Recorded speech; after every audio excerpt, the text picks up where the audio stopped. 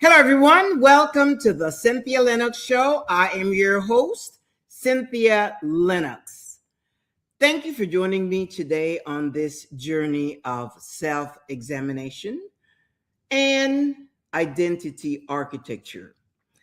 For those of you that are going through this process with me uh, for yourself, for your sake, thank you. I think it's exciting.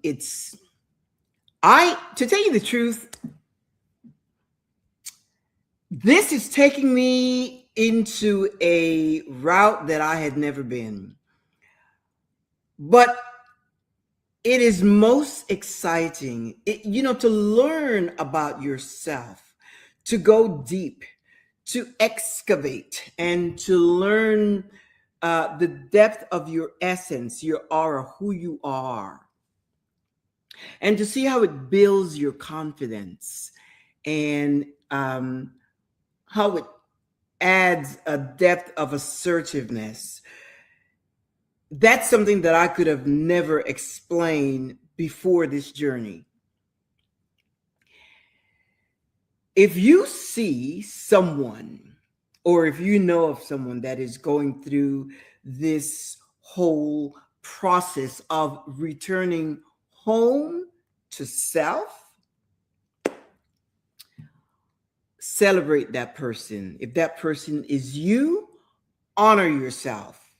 Celebrate yourself, because I'm telling you, whatever season you are in, I know for me, this is, my seasons just evolve with everything that I learn about me. I call it a new season, because what happens is the old version of me, the old person of me is no more. I don't even recognize the person that I was a month ago because of the things that I have learned. My friend, it is fascinating. I hope you are finding it as effective as I am, because and delightfully so. To me, there is no. I know I did I shared something before about the best relationship you can have is a relationship with yourself. When I wrote that whole piece, obviously I was going through my journey as well. But it's now that I am coming to understand me. And it really is fascinating, because guess what, my friend? It is all about you. And when I said once, I shared and I said, don't think it's, self-obsessed or self-absorbed. Well, I stand correctly. Yes, it is self-obsessed. Doesn't mean you're arrogant, and don't get all involved in those kind of definitions, or proud or whatever, but that you are obsessed to know the depth of who you are. Because what happens as you begin to evolve, you see,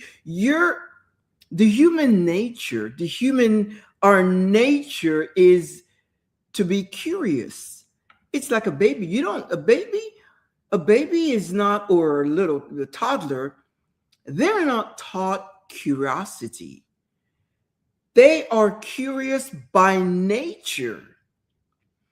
That's why, I think when they're like about 2, we call them the terrible twos. There's nothing terrible about the twos. They are just exploring. They are curious about everything, and they want to expand and enhance the things they know. And of course, for a baby, it's generally the things they know externally, what's this and the colors and the objects and all of that. But it never leaves us, my friend. The thing about us humans, as we evolve and grow with more years older, we stop being curious. And more so, we stop being curious about ourselves. What makes me tick? Why do I like this? Why don't I like that? Why do I feel this way? Or why don't I feel this way?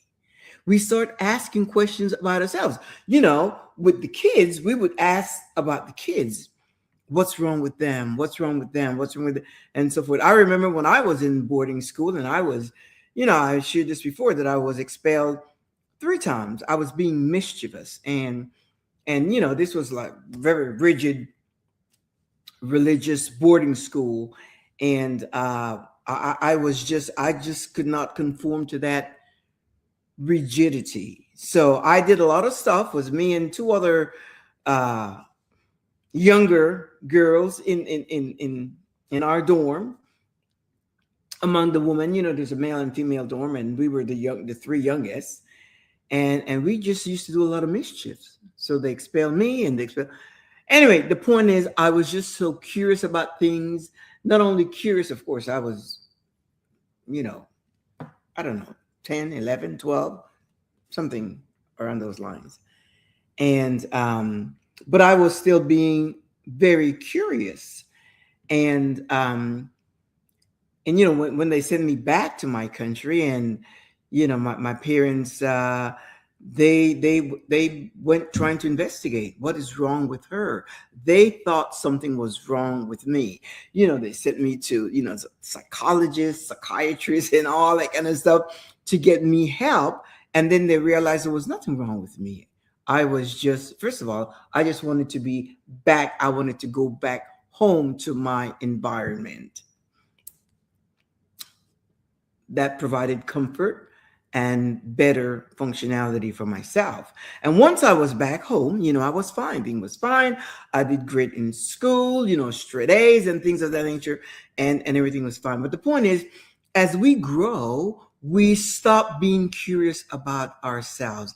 And what happens is that, we start compromising because we don't know who we are, because we really haven't examined who we are. Because number one, you have a right to know who you are, and who you are forms your personality, and there are characteristics that are unique to you. There are qualities and attributes that are unique to you.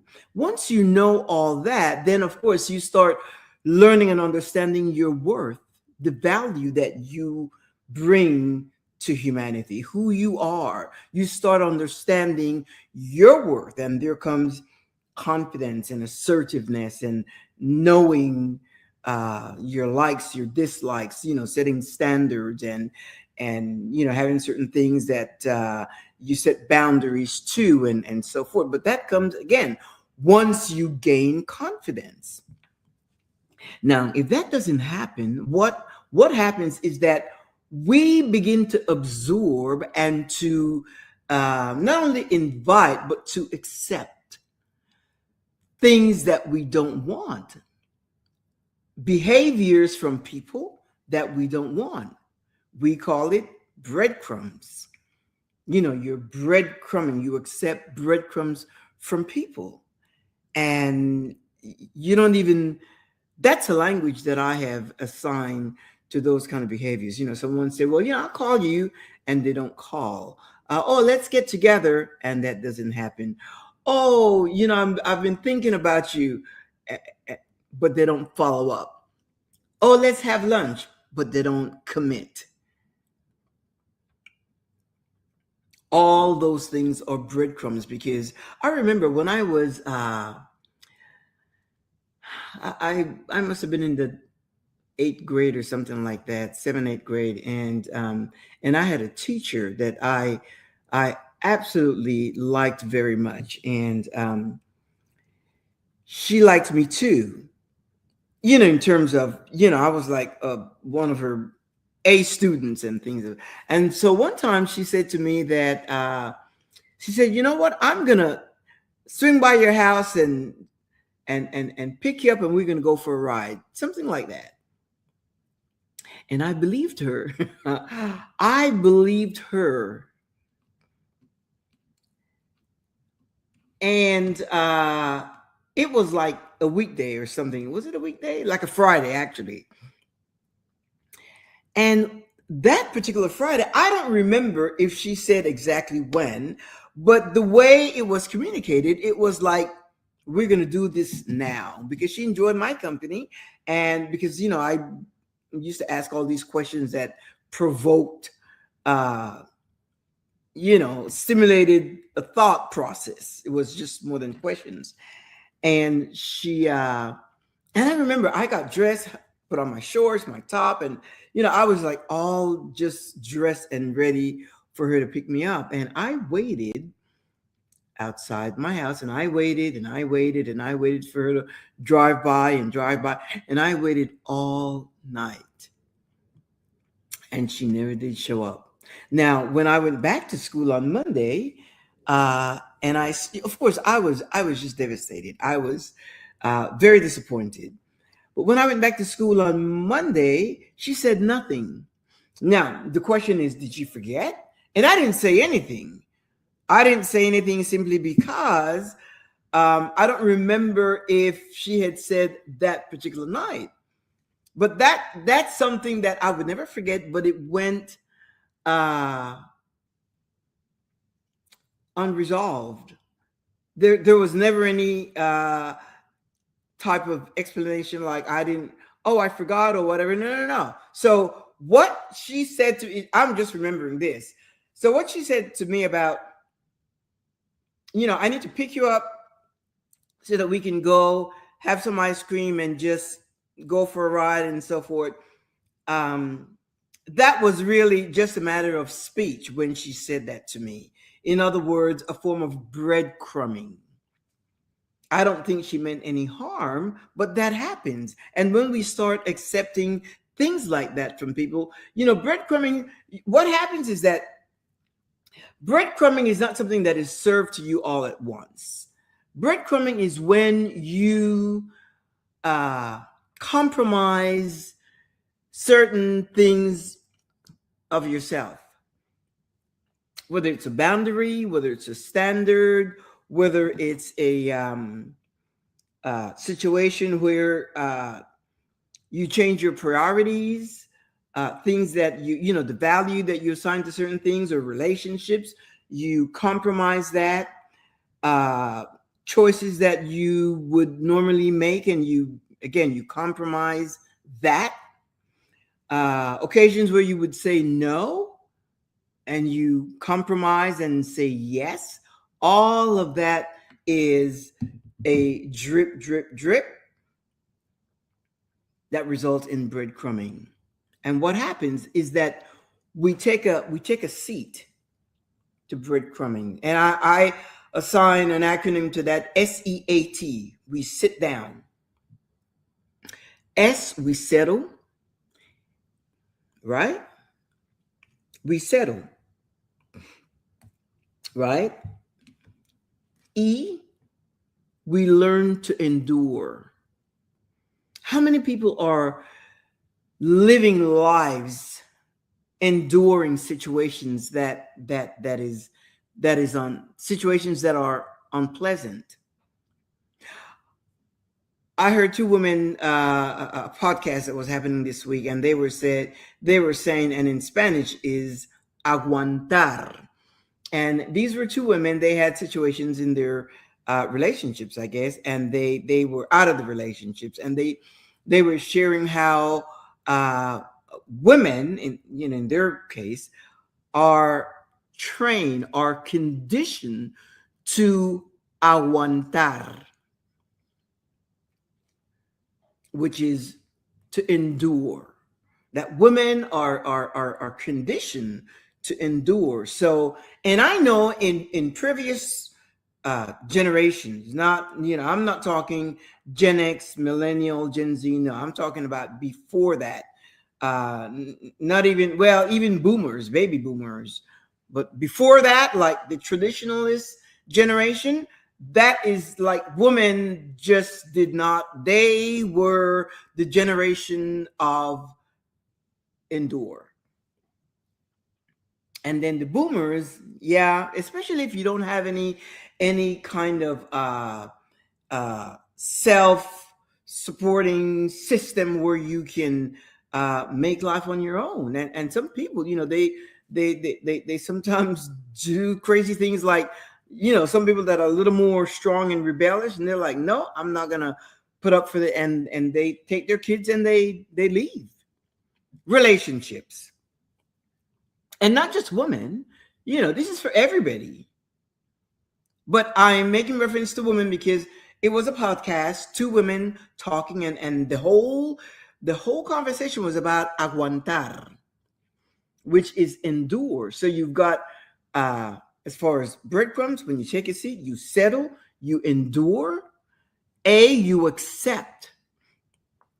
You accept things and then normalize them. And then T, you tolerate. That's what happens when you take a seat in your own life. You don't really figure things out. You're not examining your own self and to know what you want, what you like. And again, it's not selfish. You've got to get that out of your mind and not think that it's selfish. It is not selfish. Just consider this. I mean, because if you don't prioritize yourself, you are prioritizing someone else.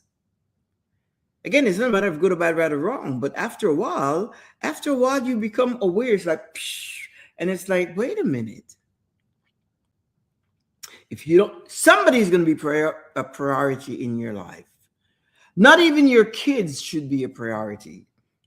And of course, you understand what I mean. If you have a toddler, if you have a infant, obviously, but we're talking about grown adults. If you don't prioritize yourself in your life, in every situation, whether it's at work, whether it's in your family relations, you give respect and honor to everyone. But as far as priority, if you are tired, get some rest. If you are hungry, eat something. If you are bothered, clear up the situation with whomever. If you are angry, take a break. If you're not sure about something, figure it out. If you don't like something, say no. Don't do it.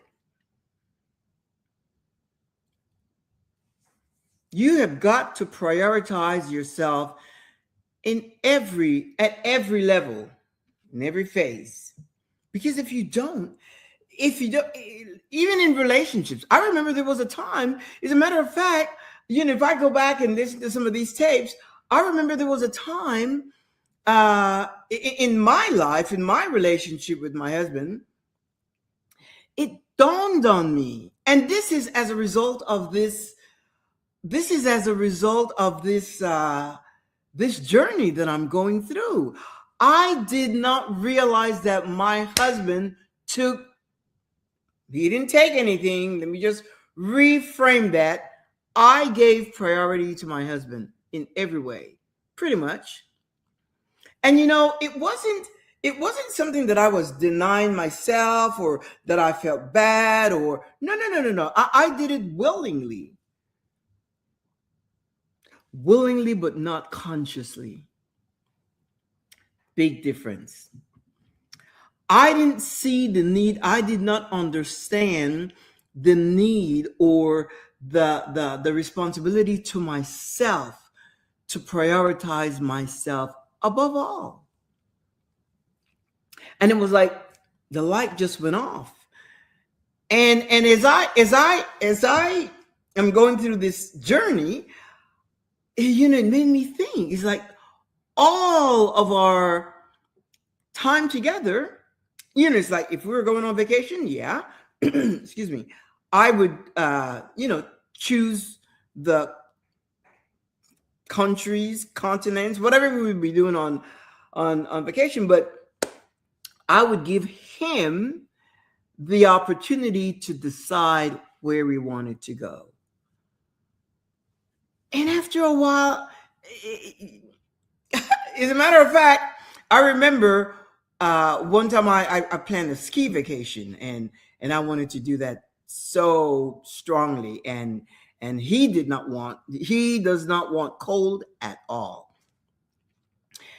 And I went and I planned this ski vacation, and I bought the clothes, I bought the right, I did a whole research on the clothing, the type of fabric to use in cold temperatures. And, because we were going to be like in temperatures like, 5 degrees or whatever, real cold. And so I bought a whole wardrobe and jackets and gloves. I bought, goggle, everything. I bought everything for us before I shared it with him. And then I dropped the bomb. I shared it with him. I said, guess what? I said, this winter we're gonna, because generally during that time we would have gone to the beach at some place, in some island or whatever beach. But I said, we're gonna do a ski. We're gonna go to the destination that I chose. And he said, absolutely not. And I said, well, I already have everything booked. So I said, I can cancel it, or uh, we'll lose all the money, because I had hotels, I had activities, lift, car rental, airline tickets. I had everything already arranged. I had jackets, the ski pants. I had everything. I had bought everything, because in my mind, that's what we were going to do. That is what I wanted to do. And so we had a little spat. Because, he said, that I don't like the cold, and blah, blah, blah, blah. And I almost knew that was going to happen. But in my mind, I thought, this is what I want. And that was like way before I even came into this whole thing of journey of self-discovery. And yeah, because that was probably about 2 years ago. And so we kind of paused for a little bit, because he was mad as hell. I mean, well, just disappointed. Mad because if he said we were definitely not going, then, all of that money that I paid and invested in the planning and all that, we would have lost all of that money. And so it was almost like, but I made that decision because I wanted to do that. So anyway, we did decide to go. And I'm going to tell you, it was one of the best vacation that we have ever had. It was like one of the best, because it was new to us. We generally during the winter time, we don't, we wouldn't travel to a ski destination, or someplace where it's snowing, because again, he doesn't like the cold. But I like the cold. But it's not even about the cold. I wanted to ski. I wanted to go to a ski resort, and I wanted to do some things in an environment where there's snow. As a matter of fact, I remember we went up to this mountain. We were 12,000 feet above sea level. It was amazing. And we have pictures and memories to, the receipts to remind us of what a wonderful time we had. And that was good. But the point is, I made that decision that time, but it was just out of a determination that I wanted to go, and that's what we were going to do. And we did, and we had a wonderful time. We had a really good time driving from one ski resort to another. And then I remember I had made a reservation to do the what do you call it? The jet skis.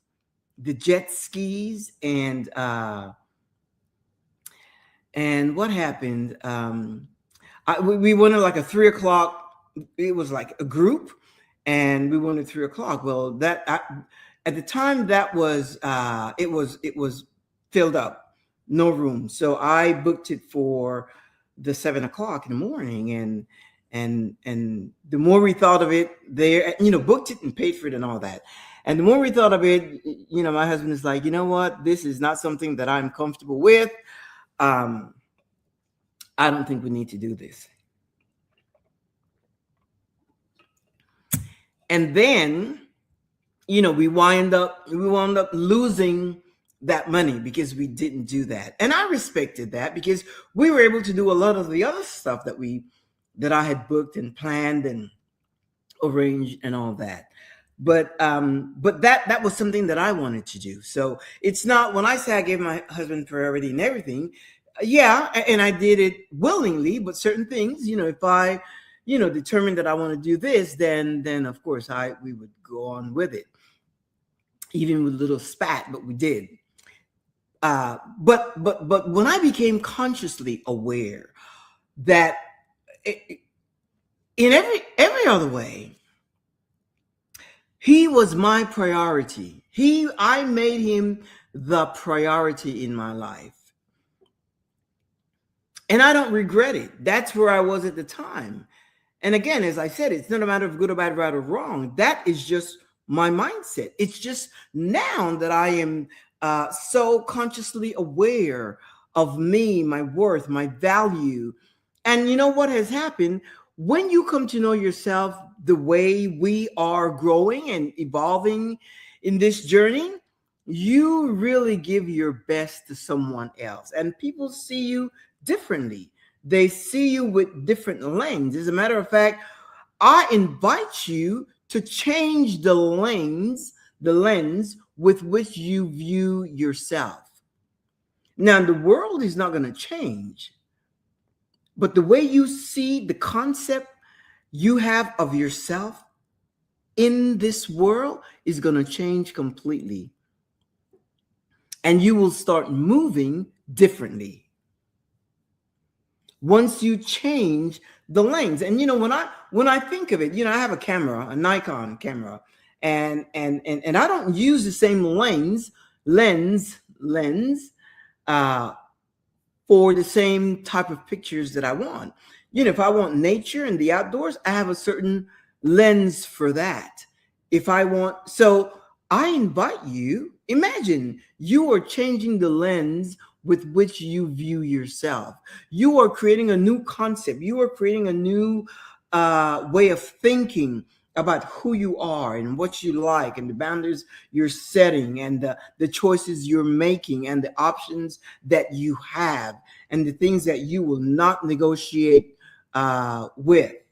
Um, the standards you're setting for yourself. The way, as a matter of fact, there's this woman, she shared that, she wants a complete makeover. Oh my gosh, but she's so beautiful. And what she did, she buzzed her head. She buzzed it. Buzz, I guess is what they call it. Completely bald. The woman is so beautiful. It doesn't matter whether she has hair or not. She looks so beautiful, but she looks totally different. Not only does she look different, but her attitude has changed. She went out, she bought a new wardrobe, new makeup, and she is as a matter of fact, she's an inspiration. She is a completely different woman because this journey, she said, is for me. And as a matter of fact, she buzzed her head without asking or not asking, or even asking the opinion of her immediate family. And when she came home, her spouse was not happy with it at all. That's what she wanted to do. Now, she's a beautiful woman. I mean, regardless of what she did, she's just simply a beautiful woman. That's not the point. The point is she made a decision. That's what she wanted to do. Hair grows back. There's no issue with that. But she did it. She went ahead and buzzed her head.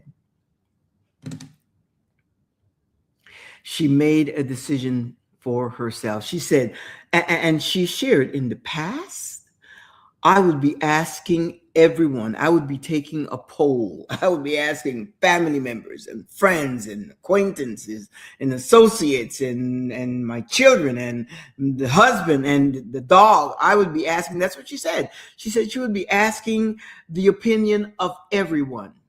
Should I do this? Should I do this? Not? No, no, no.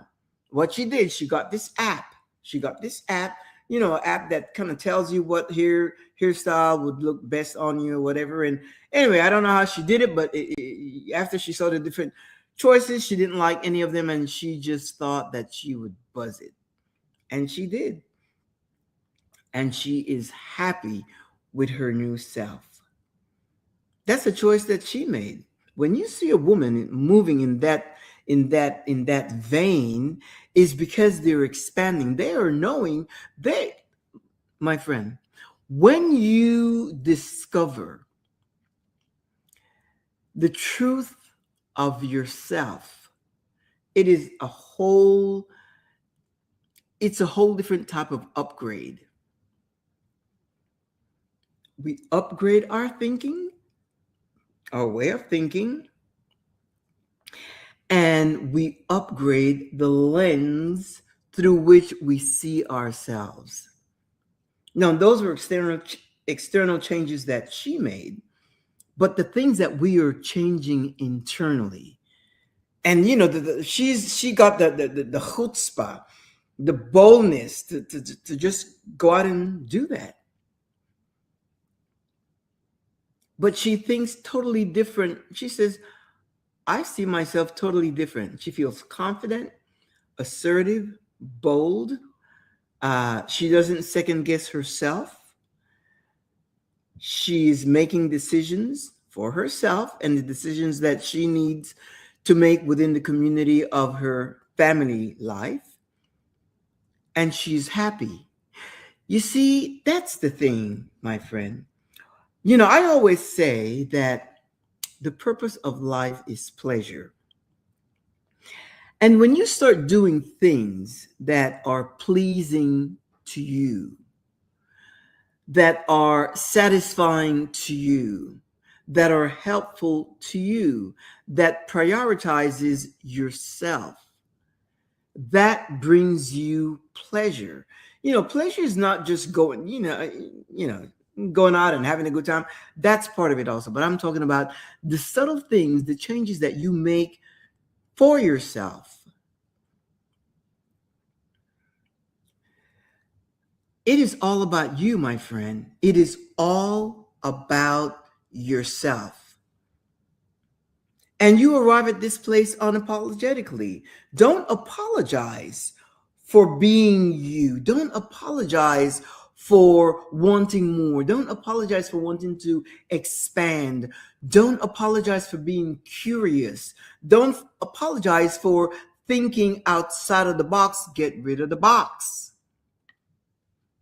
Don't apologize for having a new way of seeing things. Don't apologize for getting away from tradition. Imagine what that can do to your life. Whatever it is that pleases you.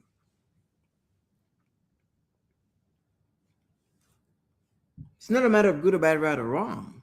Whatever it is that pleases you.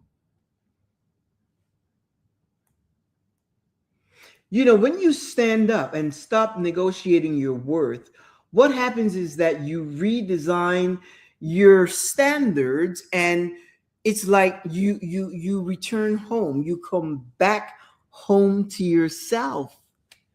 That's the place where you reside, back home to yourself. You're not acting, behaving, or comporting yourself to please other people. You're not trying to fit in. Why? Because you know where home is. You're not afraid to be alone with yourself.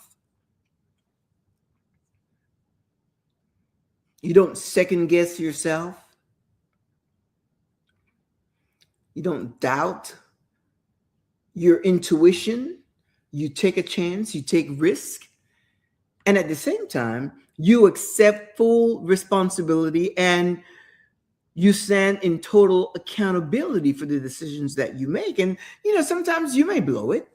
And it's not even blow it. Sometimes a decision that you make, there may be a lesson in it. That means it didn't come out the way you anticipated. And that is okay. Your freedom goes as far as you need it to go, as long as you do not infringe on the freedom or the well-being of someone else. So you're free to make whatever decisions you want to make. You are free to do whatever you want to do. Again, you stand in full accountability. You become accountable for whatever decisions you make. But with all that is, excuse me, self-authorship. You become the author of the decisions, the things that pertains to your life.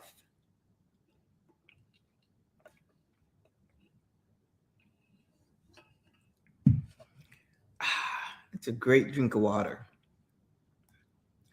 So the thing is, when you stand up to your own standards, because you see, the standard of your life reveals the things that you have accepted in your life.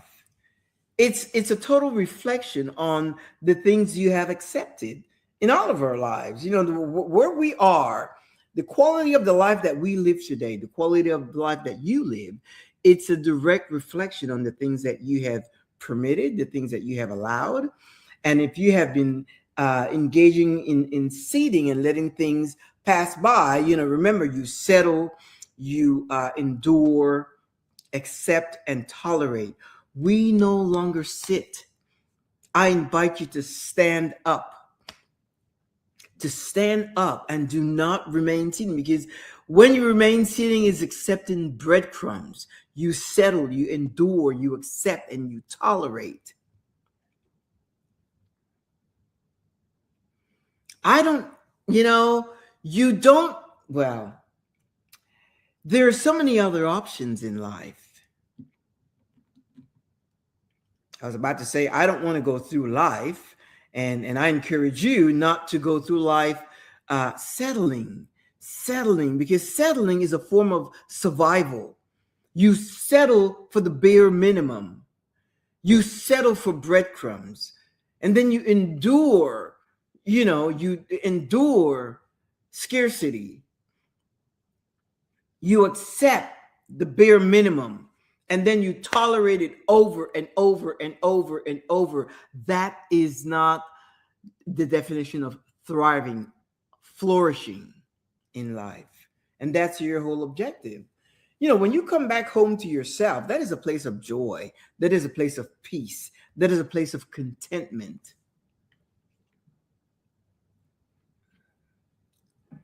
You come back to yourself. It's a returning to home. You are coming back home to who you are. And nobody knows where that place is other than yourself. Nobody knows where home is other than yourself.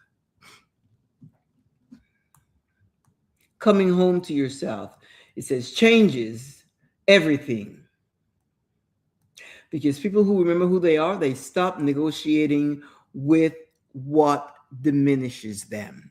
When you know who you are, you stop negotiating with the things that diminish you. When you know who you are. And that happens, now that we're going through this journey of self-examination, we are using a lens. We are using a lens to see. There are lenses that's wide angle and some that are zoom, and they're just different types of lens. I am using a wide angle lens at this time because I want to see it all. Every area of my life I am examining. And what is happening is that I am building. I am the architect of my life. I am the architect of my identity. Because if I as I have shared before, our identity in all cases have been shaped by inherited beliefs. And that happens through society, through the culture, through religion, family, parents, school, teachers. It is shaped by all external sources. But when you return home and you start identifying uh, who you are, recognizing your qualities, characteristic, standards, personality, the things that you like, you don't like, and start discriminating based on your own taste. They're in, shaping an identity that's true to you, your authentic self. So you don't have to think. And you're not what I am also realizing is that, as you continue to expand this whole idea of returning home and self-examination, your circle is going to shrink. Why? Because, again, I don't recognize that person. I don't recognize that Cynthia of yesterday. She's changed. Cynthia a month ago has changed. Not even, I would not even say change. I have become so aware of another depth of myself, of who I am. And the more I learn about me, the more I love what I learn. I change, I modify, I adjust, I correct, I cancel, I eliminate. There are so many things that are going on in my own personal life that I absolutely love it, because again, the best relationship you will ever have, is the relationship you have with yourself. And again, once you get to know you, and you are able to sit with yourself, you don't feel alone or lonely, or no, you start appreciating the silence, the presence of self, the presence of yourself. Feels good. And then, just imagine you go out into the world, uh and you show up being the person that you are, the confidence that you have to meet, to greet, to get to know people, and you know when to be silent, you know when to how to engage with people of any level, how to engage them, how to make people feel, because you know what it's like being yourself. You listen more keenly, you're more patient, you scan quickly, look for the qualities in that person. I do that a lot. I can look at someone and I can find something and to admire, or they're sharing something, there's always something that stands out about anyone that you're chatting with. It makes you so seasoned, so likable, so precise, so kind. It just reshapes your entire framework.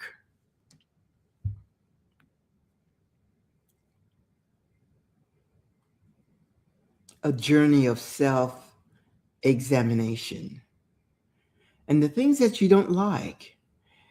There were a lot of comments of people that are in relationships that are going through a dating situation, and they meet somebody, and they're not sure, and the person is sending mixed signals. You're not set up for mixed signals. Because if somebody is interested in you, my friend, they are clear about their purpose, about their intentions. If somebody sends you a mixed signal, that's a signal. Keep it moving. You keep it moving. That's the thing as well. You make decisions for yourself. Even if you think you like that person and so forth, it doesn't matter. You make decisions for yourself. Because if somebody is sending you, when somebody is interested in you, look, you become a priority. And if you are not priority in somebody's life, then that person really is not interested in you. You may be a convenience for that person. You may be a convenience for that person, but not a priority. But then by now, you would know your worth and the value of who you are. And you would know that you are not going to take a seat with this relationship. Take a seat to settle, to endure, to accept or tolerate. Why? Because you're going to have standards and boundaries that you will follow. Why? Because you have come back home. You have come back home to honor self. You're coming back home to honor yourself. But the thing is, you've got to be honest with yourself. There's certain people that are not honest with themselves. There's certain people that are not honest with themselves, and they make excuses and try to redefine and give a pass and just tolerate.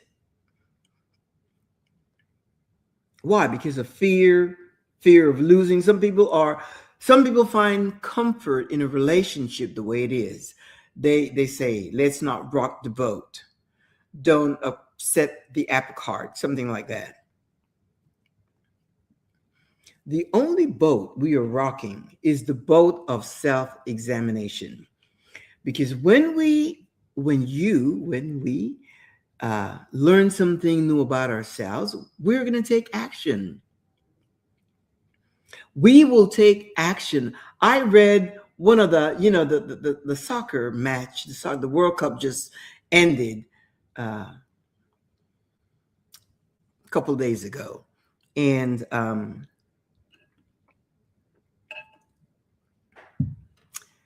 one of the players, these guys, they're just so skilled. This soccer, I grew up with that, knowing about soccer. The point is, one of the players, in the championship, and he said he was talking about the way people were asking. He was in an interview, and he said yes, because I think more highly of myself than most people do. And I was having a conversation with with someone, and she said, and I said, I knew why I liked this guy so much.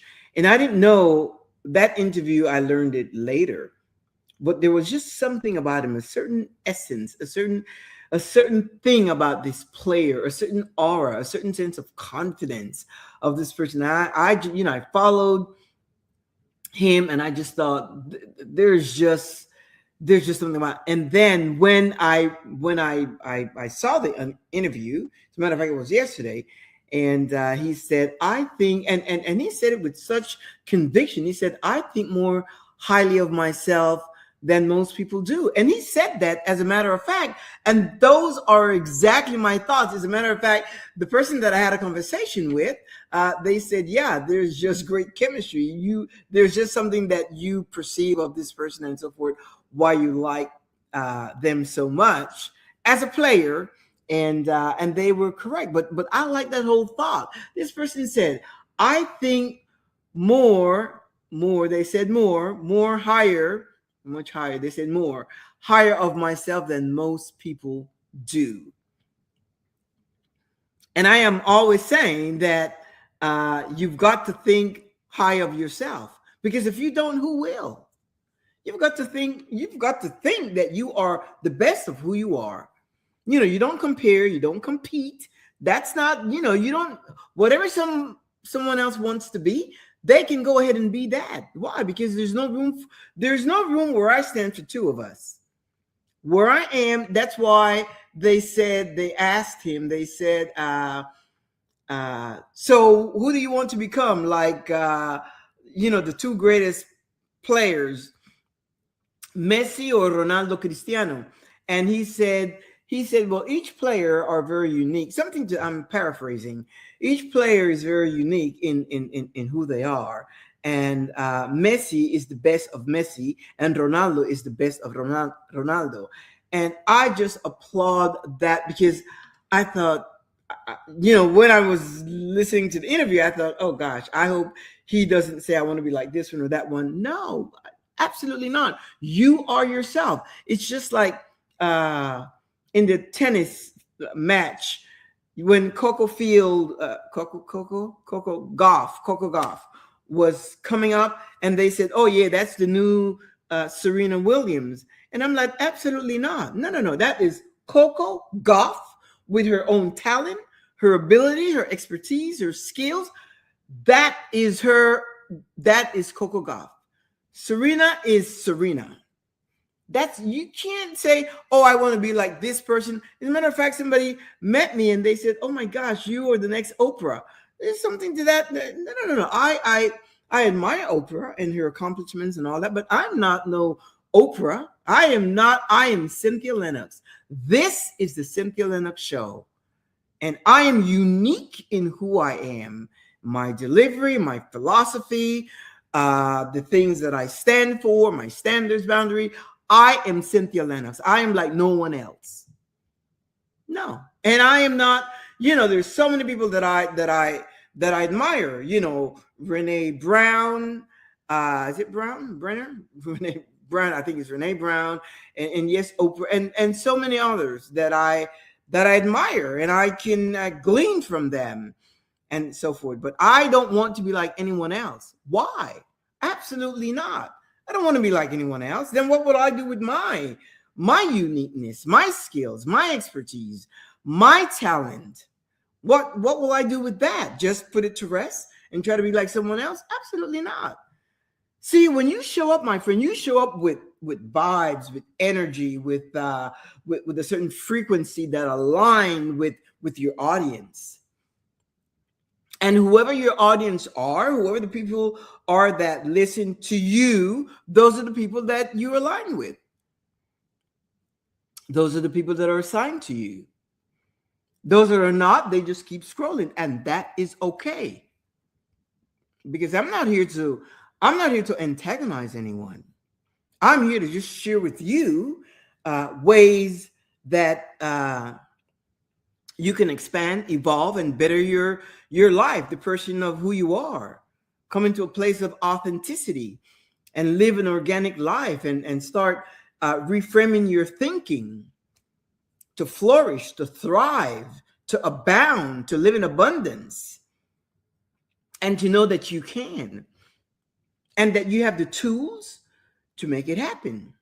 You have the tools, you have the ability, you have the creativity to make it happen. You can make it happen. You will make it happen. And as we continue to go through this journey of self-examination, again, we started with the journey of self-discovery, and that was a period, lasted perhaps a year, but we are just now entering into this journey of self-examination. And little did I know, there is so much to learn and to absorb from this journey. There's just so much, because there's just so much to us. As I am expanding in my knowledge and so forth, I'm looking into all areas as I evolve. even in my physical being. I am paying attention to things that are hormonal, things that are, the dopamine, the oxytocin, that, I want to make sure. And it's not that, I want to know how everything works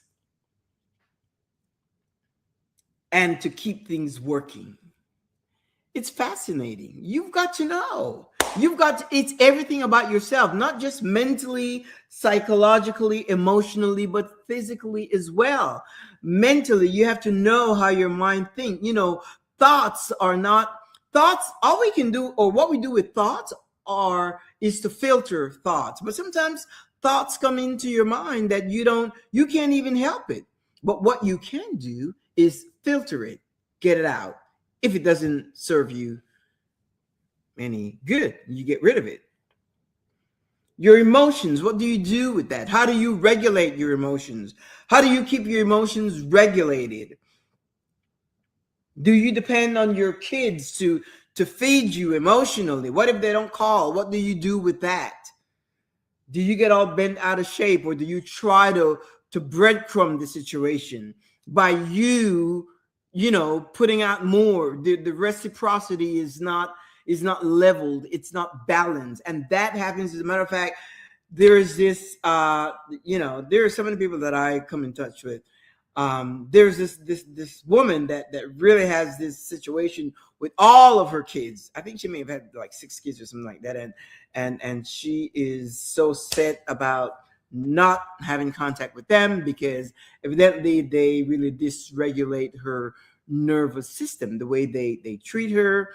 She did a lot of sacrifices for them, and they show no appreciation, based on the things that she's shared and so forth. And she has this thing, but she, in her mind, she has already cut the cords, and that's her thing.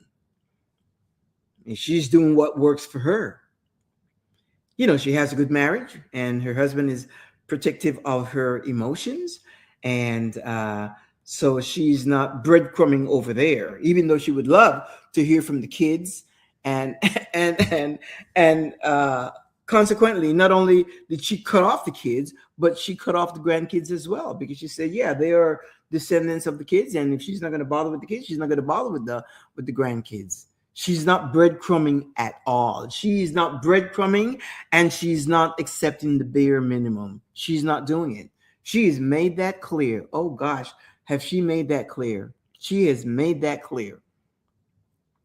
And that's a good thing, because then, you get to know who you are, and you get to know who you are. And once you come home to yourself, that's a safe place. Fortunately for her, she has a husband that's understanding, and and nourishes her emotions. But I think even if she didn't, she has reached a point of knowing her worth and her value, that she is able to make a decision that's going to work for her. I wish the same for you, my friend. As you go through this journey of self-examination and the journey of identity architecture, that you will discover the things that will really create a framework of the true you, so that you can walk in your authenticity and live organically. I'm going to leave you with that until next week. I kind of like this subject of breadcrumbing, because it is so graphic, and it's so self-explanatory on how it applies to our lives. But anyway, we meet every Thursday, 2 p.m. Central Standard Time, right here. And if you can't meet me here on Thursdays, you see these icons: Facebook, LinkedIn, and YouTube. You could pick up the feed on those platforms 24/7, anytime.